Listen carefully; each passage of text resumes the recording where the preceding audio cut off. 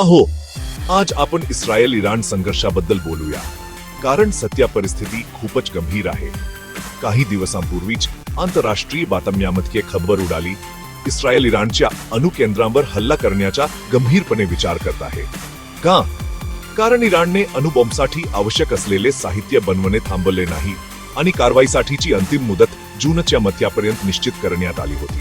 आता इथेच परिस्थिती आणखी गुंतागुंतीची होते. ट्रम्प यांच्या नेतृत्वाखालील अमेरिका म्हणते की त्यांना युद्ध टाळायचे आहे आणि इराण सोबत एका नवीन अणुकराराच्या जवळ आहेत. पण त्याच वेळी ते इरकमधून मुत्सद्यांना हलवत आहेत, दूतावासांना इशारा देत आहेत आणि अमेरिकन लोकांना प्रदेश सोडण्यास सांगत आहेत. त्यामुळे तुम्हाला वातावरणातील तणाव जाणवू शकतो. इस्रायल अमेरिकेवर अधिक थेट मदतीसाठी दबाव आणत आहे, पण अमेरिकेचा प्रतिसाद सावध आहे. ते गुप्तचर माहिती आणि लॉजिस्टिक्स मध्ये मदत करतील, पण ते थेट हल्ल्यात सामील होणार नाही. यामुळे इस्रायल समोर काही कठीण पर्याय उभे राहिले आहेत, विशेषतः कारण इराणची अनेक अणुकेंद्रे जमिनीखाली खोलवर दडलेली आहेत. अमेरिकेच्या मोठ्या शस्त्रबलाशिवाय ती नष्ट करणे कठीण आहे. दरम्यान इराणचे नेते ठाम आहेत.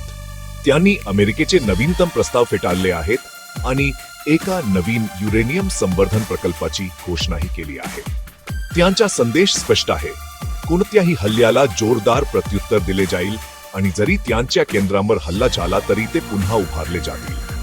हे सर्व गाझा युद्धापासून ते अमेरिकेच्या नवीन कठोर निर्बंधांपर्यंतच्या अनेक वर्षांच्या तणावाच्या पार्श्वभूमीवर घडत आहे.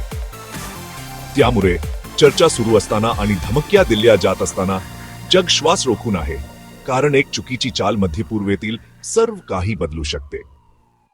पुढील माहितीसाठी संपर्कात रहा.